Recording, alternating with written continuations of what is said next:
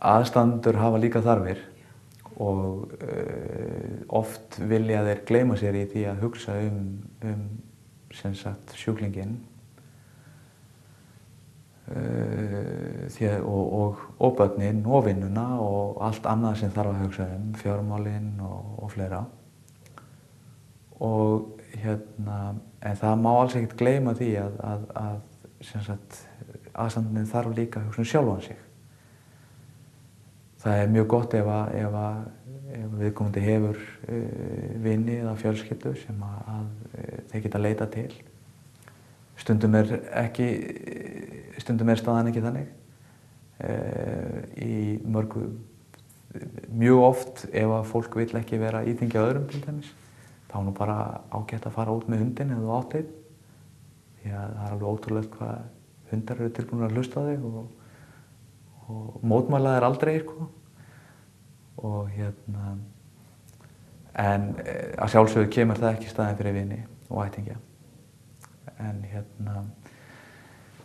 síðan er það náttúrulega að þeir þurfa líka tíma fyrir sjálfan sig. Þeir þurfa líka að fá að vera einstaklingar, alveg eins og sjúklingurinn. Og í mínu tilfelli til dæmis þá fórum við til Svíþjóðar og kona mín var lögð þar inn í mergskipti. Og ég fór bara þá fór ég að fara bara í ræktina á morgnana. Fór bara og var klukkutíma og gaf mér bara minn tíma í það að hugsa eitthvað annað.